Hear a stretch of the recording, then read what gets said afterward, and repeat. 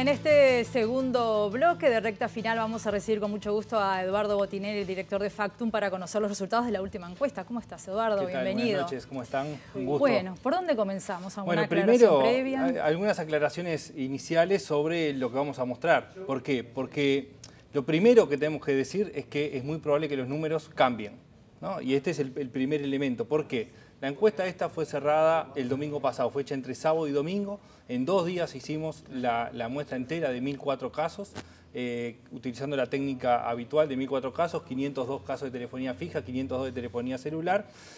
Y bueno, del domingo 23 al próximo domingo hay cosas que van a suceder. Para empezar, empieza el tramo final de campaña, que es el tramo más intenso. Claro. A pesar de los partidos de Uruguay, la dirigencia política está trabajando más fuertemente hasta esta madrugada, ¿no? Y después empieza la media veda, es decir, la veda de medios tradicionales, pero que va a seguir la militancia política puerta a puerta, va a seguir sobre todo las tecnologías, las redes sociales, WhatsApp, incidiendo fuertemente en la campaña electoral. Entonces, ahí va a haber un movimiento de último momento de buscar convencimiento, de votar, de incentivar a la gente a ir a votar.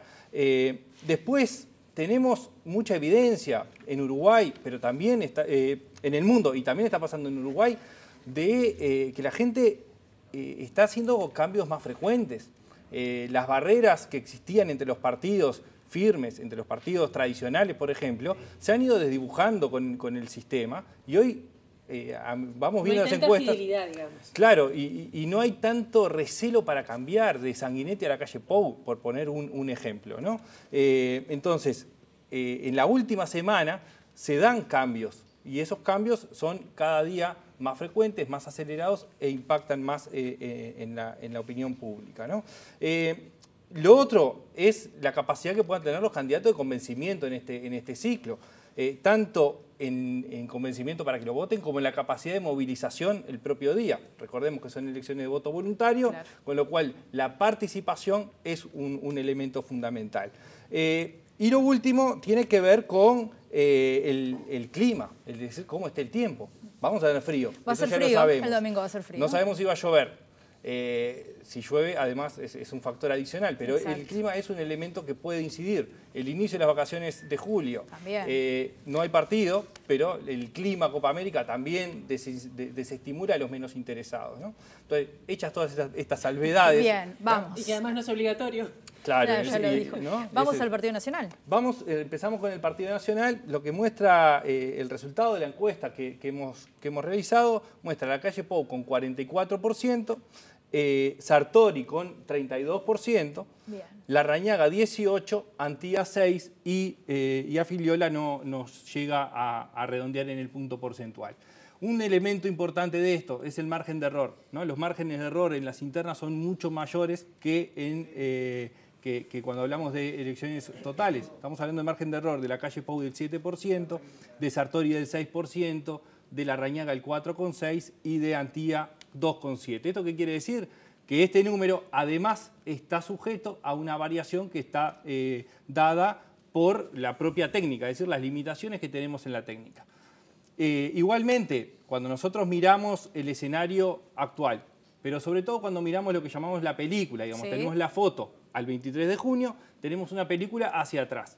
Cuando miramos esa película, es decir, cuando vemos el gráfico de la evolución de los datos, lo que vemos es que a lo largo del año la calle Pou ha oscilado entre el 44 y el 50%, arrancó más arriba, es decir, tuvo una pequeña caída entre febrero y marzo, después recuperó y se mantuvo estabilizado y ahora tiene de nuevo un posicionamiento en el 44%, que lo ubica dentro del rango en que se ha movido, pero en el nivel más bajo.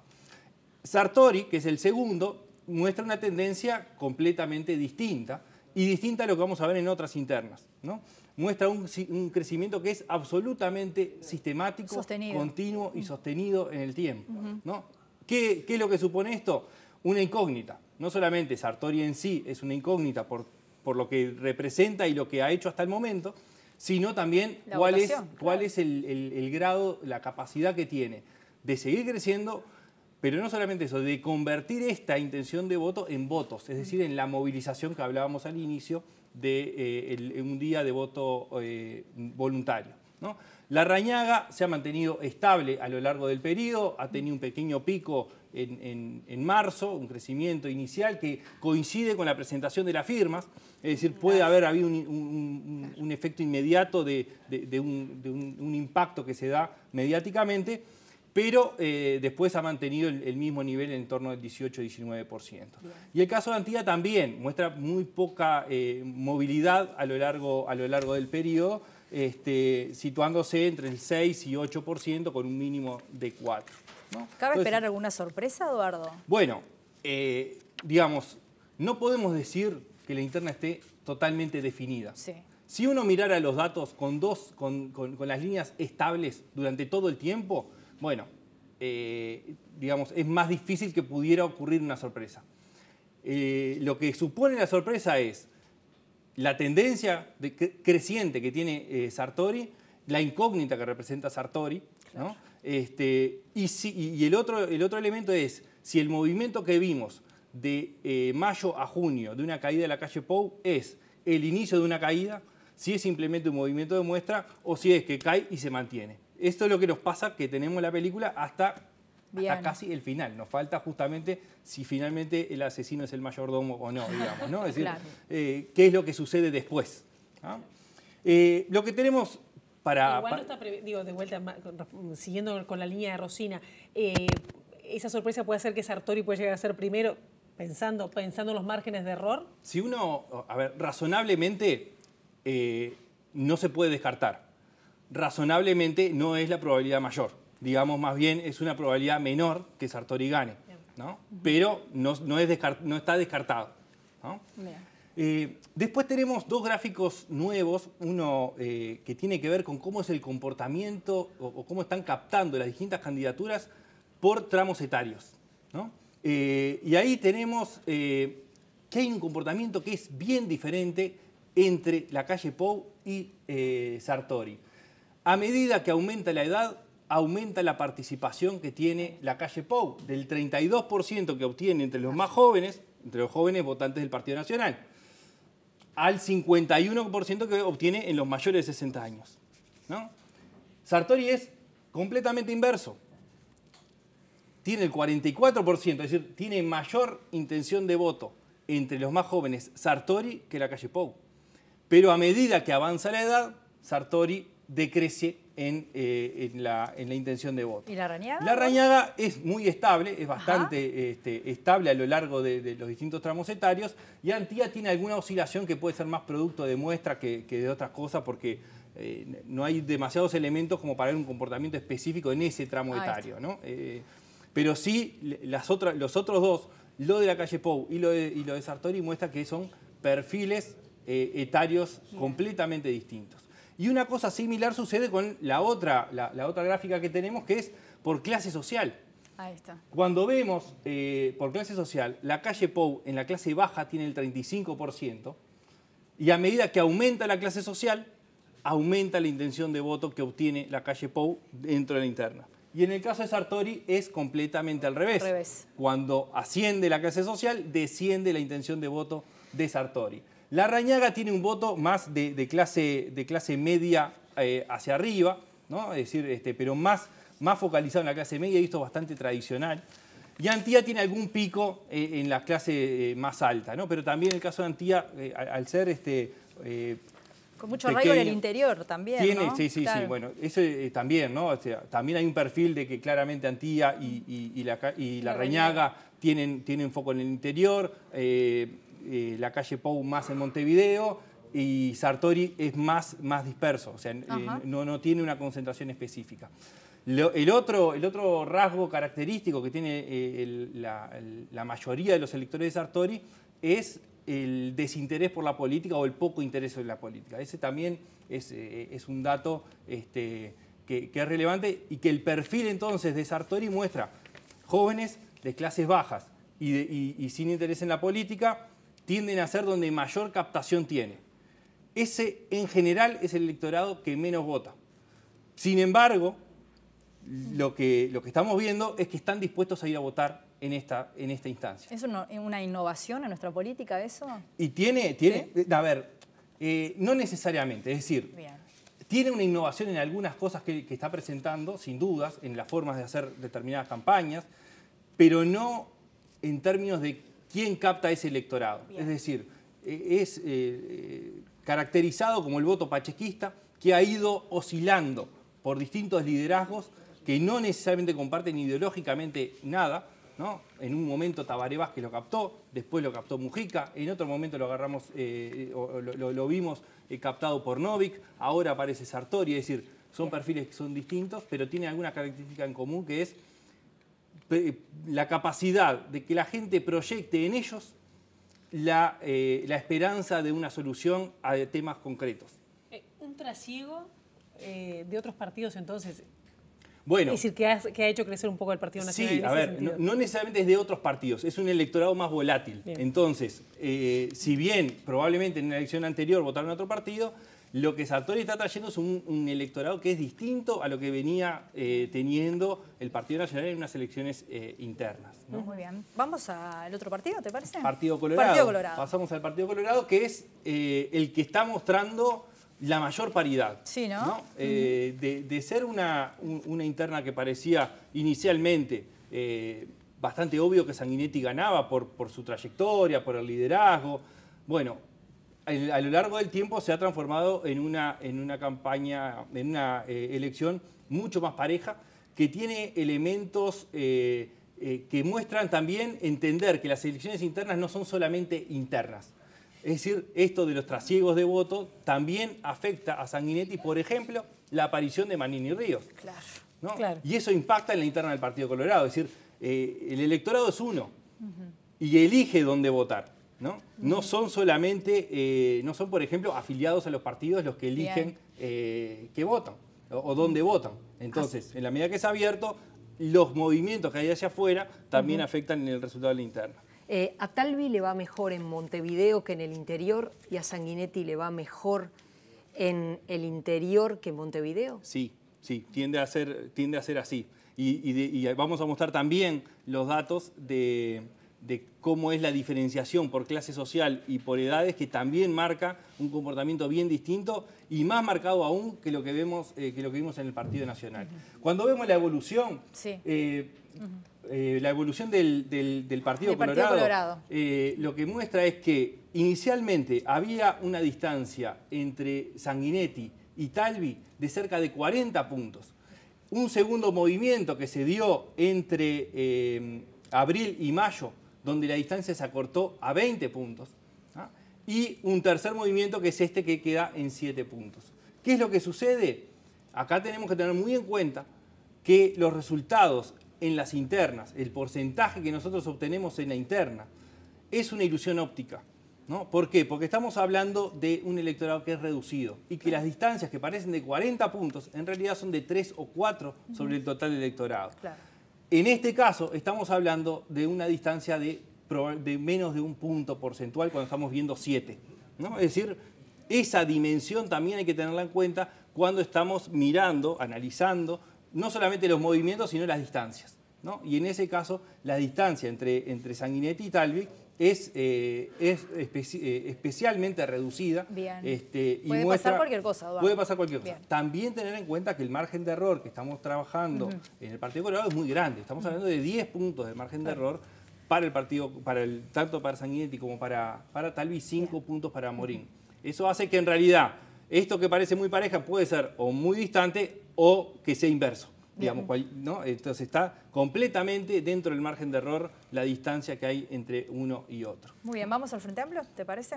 Pasamos tenemos la caracterización por clase social y por edades, donde vemos que por edades Sanguinetti tiene un electorado que está muy concentrado en los mayores de 48 años, captando algo en los jóvenes, ¿tá? Pero tiene un electorado más volcado de los 48 años en adelante, y Talvi tiene más marcado un electorado en los menores de 48 años, ¿no? Esto está cortado por generaciones electorales, ¿no? Entonces, también acá tenemos claramente que hay marcado dos perfiles distintos en temas de tramo etario. pero también es distinto si pasamos a el de las clases sociales. Vos respecto a Sartori decías, son jóvenes que están dispuestos a ir. Y en el caso del Partido Colorado, esos jóvenes que están de pronto más volcados a Talvi, ¿estarán dispuestos a ir? Bueno, acá hay una diferencia que no la sabemos, que es qué estructuras tienen, ¿no?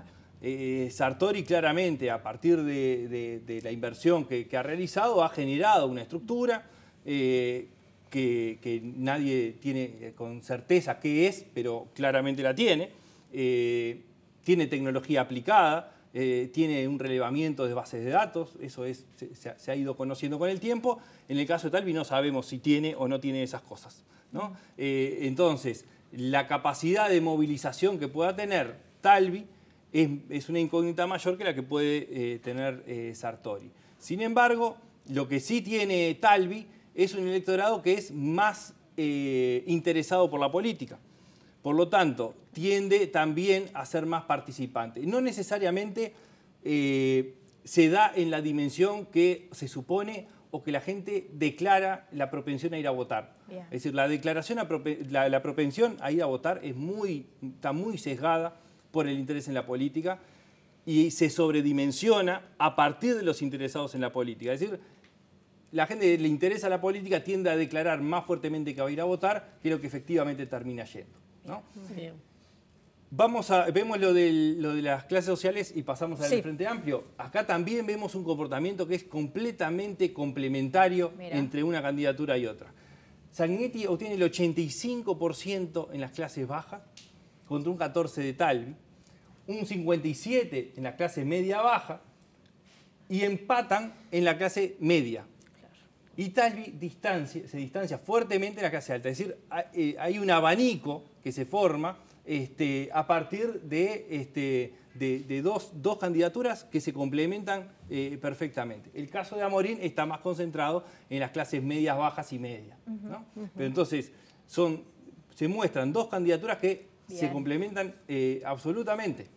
Es decir, está partido a la mitad también el Partido Colorado en qué es lo que está recogiendo cada una de las candidaturas. Muy bien, Eduardo. Vamos a la última, entonces. La última que tenemos es la del Frente Amplio. Bueno, el Frente Amplio muestra el escenario con Daniel Martínez al 47%, Carolina Cose con el 26%, Óscar Andrade con el 18% y Mario Vergara con el 9%. La menor sorpresa, ¿no? Es la menor sorpresa, pero cuando vemos la evolución, si bien es la que tiene menos sorpresa arriba, es decir, en el liderazgo. ¿Por qué? Porque el liderazgo de Daniel Martínez está absolutamente consolidado, es decir, ha tenido una baja del 47% en la anterior que sostiene ahora. Sí hay movimientos en el segundo y en el tercer lugar que pueden ser significativos desde el punto de vista político. No desde el punto de vista electoral estrictamente, sino desde el punto de vista político y los pesos internos en el Frente Amplio, ¿no? Y ahí es donde tenemos ese movimiento que se muestra sobre el final, es decir, si miramos mayo hacia atrás, no hay movimientos prácticamente. 1 punto, 2 puntos, no hay movimientos importantes. Pero en la última medición tenemos una caída de Carolina Cose de 6 puntos y un aumento de Andrade de 5, que deja una diferencia de casi 20 puntos reducida a 8, ¿no? Entonces, así como hablábamos hoy que no teníamos el final, esto tampoco tenemos el final. No sabemos si este movimiento es un movimiento descendente de Carolina Cose y ascendente de Andrade, que sigue y se pueden llegar a cruzar, o si en realidad fue un movimiento que queda o un movimiento nada más que demuestra que vuelve al lugar donde estaba. Pero hay un liderazgo consolidado de Martínez claramente. Sí, esta, digamos, es la interna que presenta menor grado de incertidumbre en cuál será la candidatura única del partido. Mientras la del Partido Colorado claramente presenta la mayor incertidumbre, la del Partido Nacional, como hablamos, hay un desafiante que representa algún grado de incógnita, con un liderazgo que se ha mantenido. En este caso sí aparece bastante más cerrado, digamos, por lo menos esa parte, ¿no? Tenemos también estos gráficos por edades y por clase social, que acá tienen menos sorpresas, digamos, ¿no? Es decir, en los otros partidos veíamos que había una complementariedad importante entre las candidaturas, acá hay menos. El caso de Daniel Martínez, por ejemplo, es bastante homogénea su participación en los distintos tramos etarios. con algún grado de crecimiento a medida que aumenta la edad, salvo en los mayores. Carolina Cose tiene también bastante homogéneo su electorado, con un bache ahí en los de 48, 60, sí, que es sistemático, es decir, no es solamente en una muestra que pasa esto, sino que es algo sistemático, hay alguna razón por la cual en ese tramo etario tiene alguna falencia. Andrade muestra también una penetración, digamos, electoral bastante homogénea en los menores de 60 años y menor en los mayores de 61 años, y Vergara más recostado hacia los mayores, es decir, mayores de 48 años es donde concentra mayoritariamente su electorado, ¿no? Y cuando pasamos a ver por clase social, tampoco tenemos grandes diferencias. Quizá la sorpresa mayor sea la de Andrade, que no muestra grandes diferencias por clase social, ¿no? Digamos, ninguna candidatura muestra comportamientos como los que vimos en los otros partidos, salvo, y quizás el caso de diferencial sea el de Vergara. El de Vergara sí, a medida que aumenta la clase social, aumenta su intención de voto.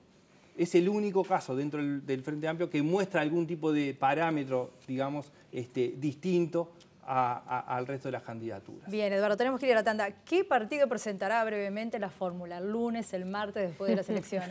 Todo parecía encaminado en el Partido Colorado, por ejemplo, y un poco a partir de los movimientos se ha ido poniendo más difícil, ¿no?, el acuerdo, ¿no? Es decir, parecía algo que estaba bastante resuelto y que por lo que ha trascendido parece no tan cerrado. El Partido Nacional tiene un lío interesante, sea cual sea, o sea, si los resultados más o menos son parecidos a esto, o si se da un resultado sorpresivo, va a tener dificultades. Y el Frente Amplio también, que parecía más o menos encaminado, también en las últimas semanas se ha ido entreverando. Entonces, creo que si Uruguay gana el sábado, le da un poco de aire a los políticos porque va a jugar el martes o el miércoles y eso afloja algunas tensiones, ¿no? Muy bien, nosotros también aflojamos, vamos a la pausa y volvemos enseguida.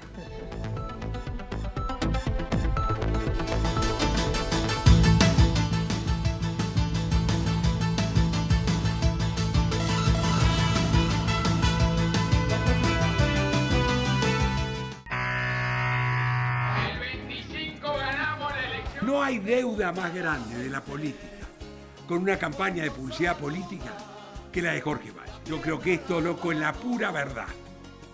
Porque Valle no tenía con quién hacer la lista, loco. El comando publicitario es el que construye el relato. Hay una necesidad de construir un relato de épica, no solo en torno a la campaña y en torno al posible gobierno, sino en relación al candidato. Pepe no se había puesto una campera como la gente en su vida. Digamos, la foto que iban a buscar de Pepe era un Pepe zaparrastroso, sin dientes, que era la manera en que aparecía porque no se ponía las prótesis. Hoy parece difícil creer que el punto de arranque era de tan atrás. Me impresionó en Dinamarca gente andando en bicicleta, muy bien vestida. Ser joven era una fortaleza y una debilidad al mismo tiempo. Y la bandera fue una fortaleza y una debilidad al mismo tiempo. Y además fue un acto espontáneo, nadie lo planificó. Yo creo que era parte de ese proceso de autenticidad. El concepto que manejamos fue Uruguay no se detiene. Primera observación, había un no en esto. No se detiene la risa, no para una canción. Y entonces les dije, miren, el no ganó en el año 80. Acá se votó no a la venta de las empresas públicas. Acá va a ganar el no a la baja, digan lo que digan. 3 no. ¿Quieren más no? Les voy a dar el último no. Si nosotros a la izquierda no le ponemos un no adelante, no funciona. Próximamente, Crónicas de Campañas, segunda parte, 1999, 2004, 2009 y 2014.